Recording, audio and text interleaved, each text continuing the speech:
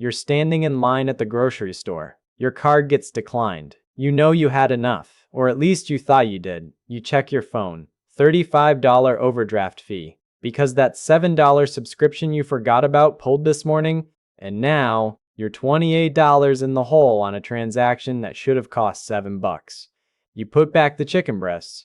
You grab the discount pack of hot dogs instead. Not because you want to, because you have to. And here's the thing that nobody tells you. That decision, that forced downgrade, just cost you way more than the $3 you saved. Welcome to the most expensive club in America, where membership is automatic if you're broke, and every single purchase costs double. My name is Alex, and for the past decade I've been obsessing over the mathematics of money so you don't have to. And what I've discovered is this: there's an invisible tax that only applies to people who can't afford to pay up front. It's not on any government form. No politician campaigns against it. But it's real, it's mathematical, and in 2025, it's gotten worse.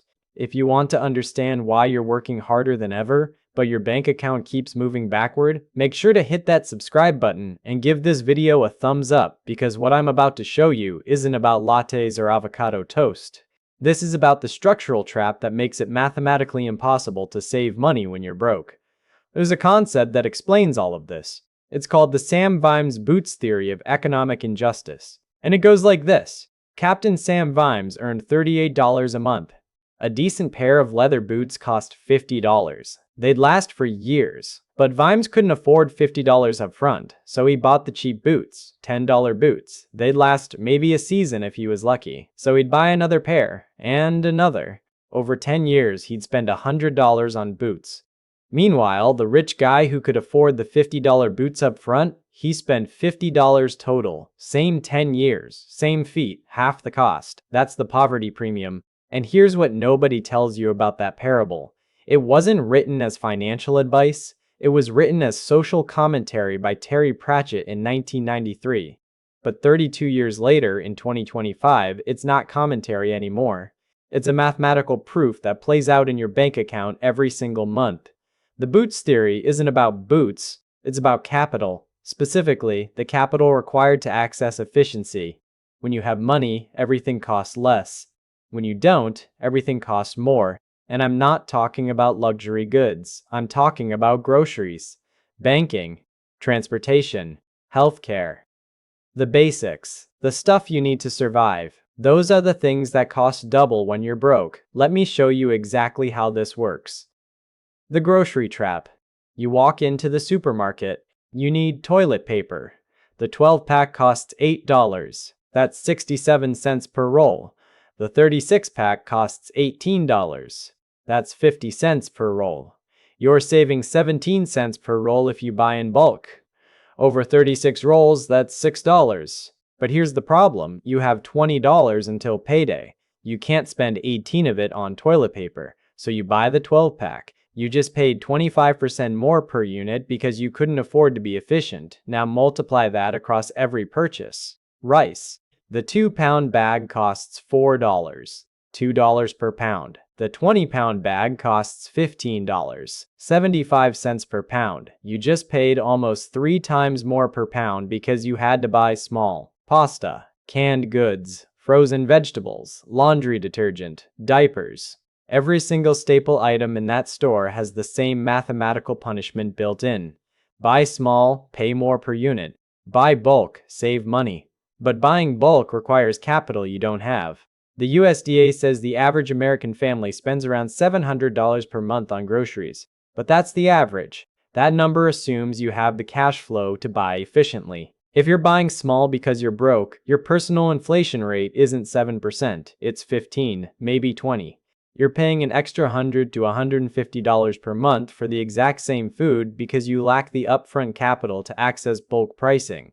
That's $1,200 to $1,800 per year, just on groceries. But here's where it gets worse.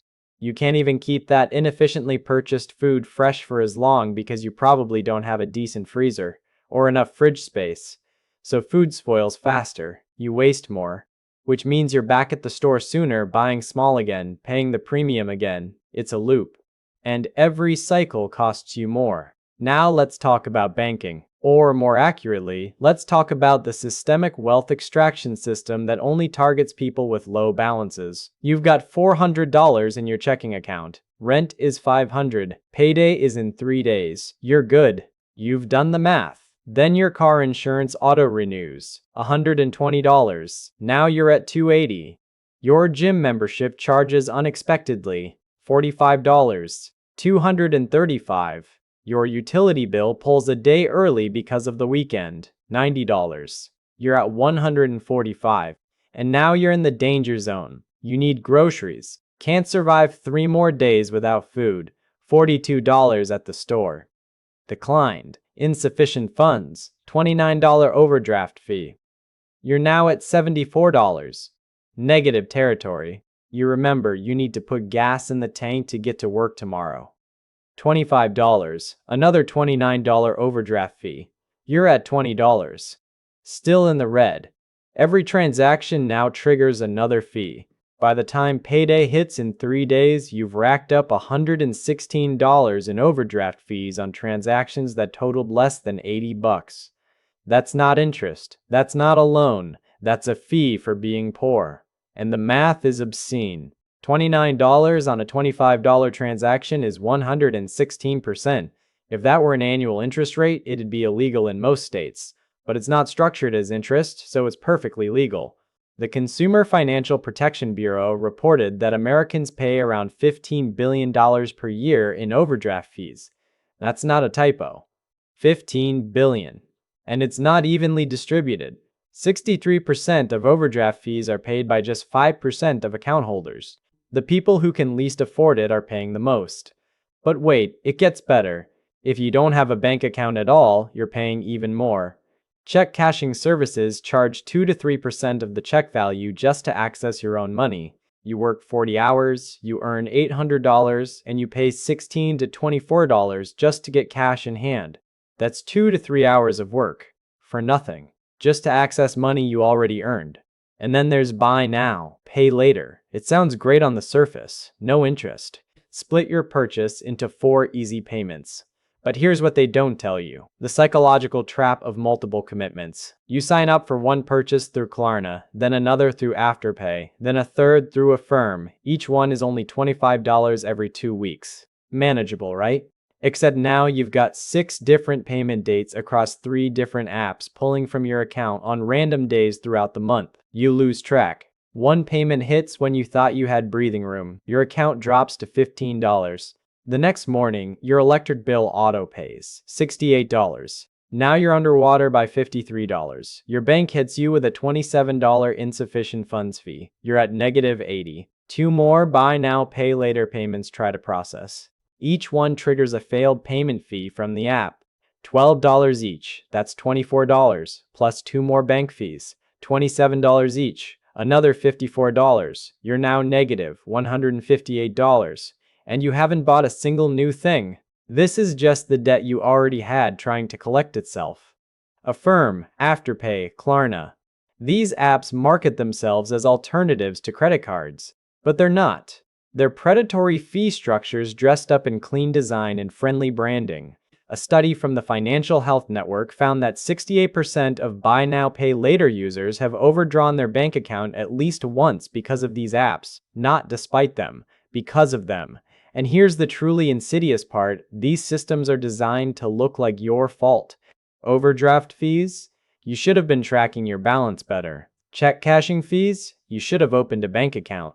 Buy now? Pay later fees? You should have paid on time. The language is all about personal responsibility, but the structure is rigged. When a single unexpected utility bill can cascade into $158 in fees over 48 hours, that's not a personal failure. That's a trap. A mathematically constructed trap that only activates when your balance is low.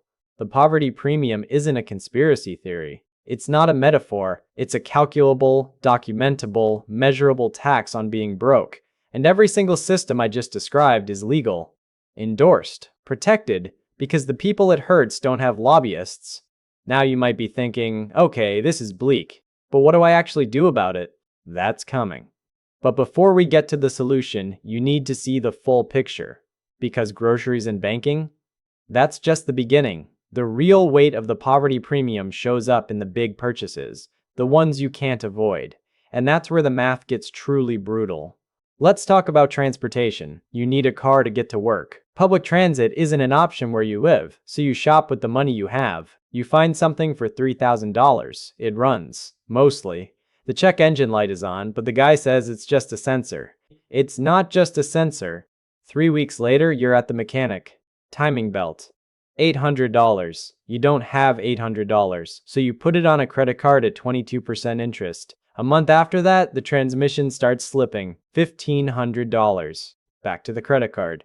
Now you're carrying $2,300 in debt on a car you paid $3,000 for, and it still doesn't run right. Meanwhile, your coworker bought a certified pre-owned vehicle for $12,000. Financed it at 4% through the dealership. Has a warranty. Hasn't paid a single dollar in repairs in 2 years. Over 5 years, you'll spend $3,000 on the car, maybe $6,000 in repairs, plus interest on all that credit card debt. You're at $11,000 minimum. Your coworker spent $12,000 total, has a reliable car, and didn't lose a single day of work because their vehicle broke down. You lost 3 days. That's 3 days of wages. Another $400 gone. This is the reliability tax. When you can't afford quality up front, you pay for it forever. And it's not just cars, it's appliances. That cheap microwave breaks in 18 months. The expensive one lasts 10 years. That discount vacuum cleaner dies after 2 years of use. The quality model runs for 15. Every single durable good in your life follows the same pattern. Pay less now, pay way more over time. But you can't pay more now because you don't have more now. So you're stuck in the loop. And then there's housing. You're renting. $1,100 a month. You've been there for 4 years. That's $52,800 you've paid. You own nothing. Your friend bought a house the same year. Put down $20,000 they saved, borrowed from family, scraped together however they could. Their mortgage is $1,300 a month. $200 more than your rent. But here's the difference. After 4 years, they've paid down $8,000 in principal. They own $8,000 of equity. You own zero. Their monthly cost is actually lower than yours when you factor in the tax deduction on mortgage interest. And their property appreciated 6%. Their house is worth $30,000 more than they paid. That's $38,000 in wealth they built while you built nothing. Now, I know what you're thinking. They had $20,000 for a down payment. You don't. And that's exactly my point. That $20,000 in starting capital created $38,000 in wealth in 4 years. That's a 90% return. Meanwhile, your $52,000 in rent created $0 in wealth. Negative return. You didn't just miss out on building equity. You paid more per month when you include the tax implications and the opportunity cost. The inability to access that upfront capital cost you $90,000 in 4 years. 52 you paid, plus 38 you didn't gain. The poverty premium isn't just about spending more on the same thing. It's about being locked out of wealth building mechanisms entirely. The person with capital buys assets that appreciate. The person without capital pays for access that evaporates. Every month, the gap gets wider. And it's not because you're bad with money. It's because the math only works if you have money to begin with. But here's where it gets even darker. The reliability tax isn't just financial, it's cognitive. Let me explain what I mean. There's a study from 2013 by researchers at Princeton and Harvard. They measured the cognitive function of farmers in India before and after harvest. Same people. 2 different times of year. Before harvest, they're broke. After harvest, they have cash. The researchers gave them IQ tests and cognitive function assessments at both points. The results were staggering. Before harvest, when they were financially stressed, their effective IQ dropped by 13 points. 13 points. That's the difference between average and borderline impaired. After harvest, when they had money and weren't stressed about it, their scores returned to normal. Same people, same brains. The only variable was financial stress. And it wasn't just IQ. Their ability to make complex decisions, manage multiple priorities, and control impulses all declined when they were broke. The study concluded that poverty doesn't just correlate with bad decisions. It causes bad decisions by consuming the mental bandwidth required to make good ones. Now apply that to your life. You're lying in bed at 3 in the morning doing math, trying to figure out which bill you can pay late without getting hit with a fee, whether you can stretch the groceries another 2 days. If that noise your car is making is urgent, or if you can ignore it another week. That mental load, that constant financial stress, is measurable. It's taking up cognitive space that you could be using to plan, to strategize, to see opportunities. But you can't, because your brain is busy calculating survival. And here's the trap within the trap. That cognitive impairment makes you more likely to make the exact mistakes that keep you poor.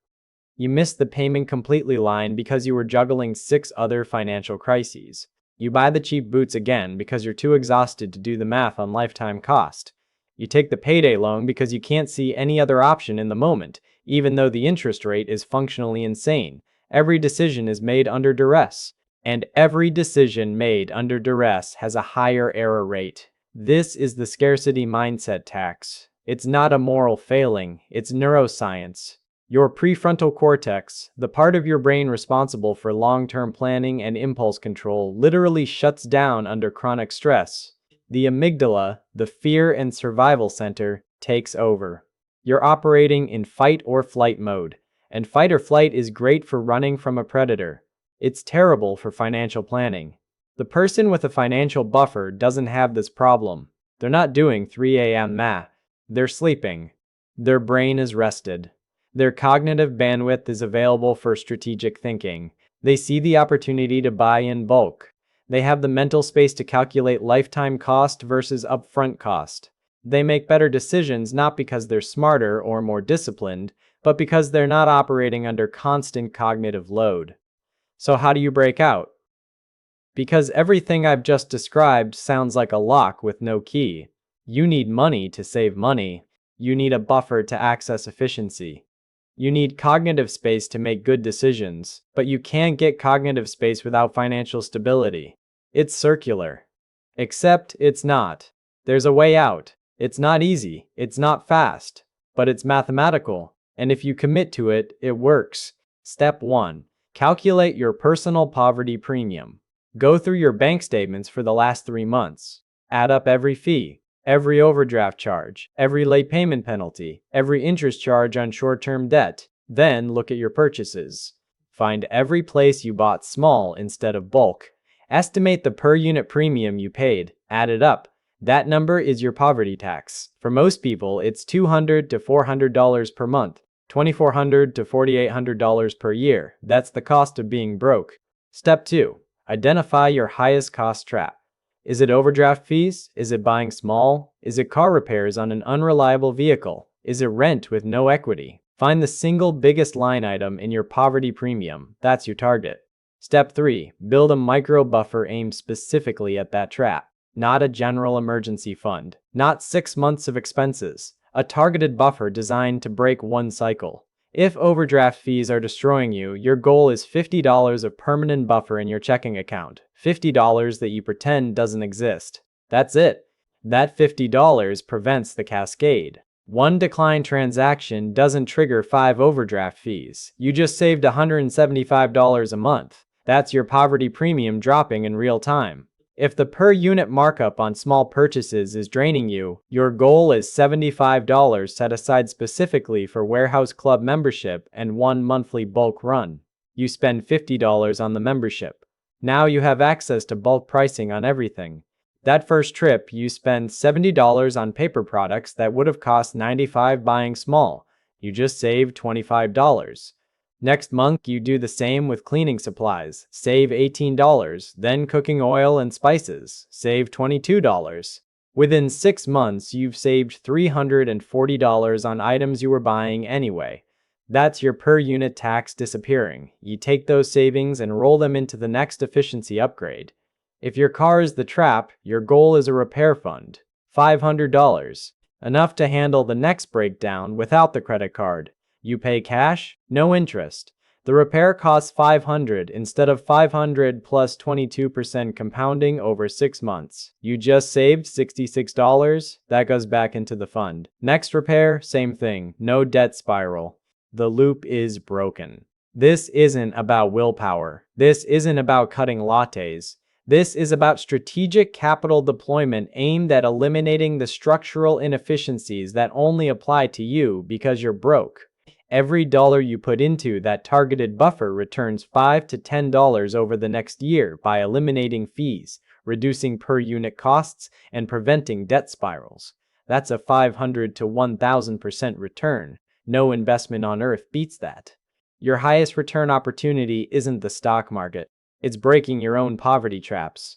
And here's what happens once you do. Your cognitive load drops. You're not doing 3 a.m. math anymore. You sleep. Your brain works better. You see opportunities you missed before. You make better decisions, which frees up more cash, which builds the buffer faster. The loop reverses. You're not in a poverty trap anymore. You're in a wealth spiral. Same brain, same income, different structure. The math is on your side now.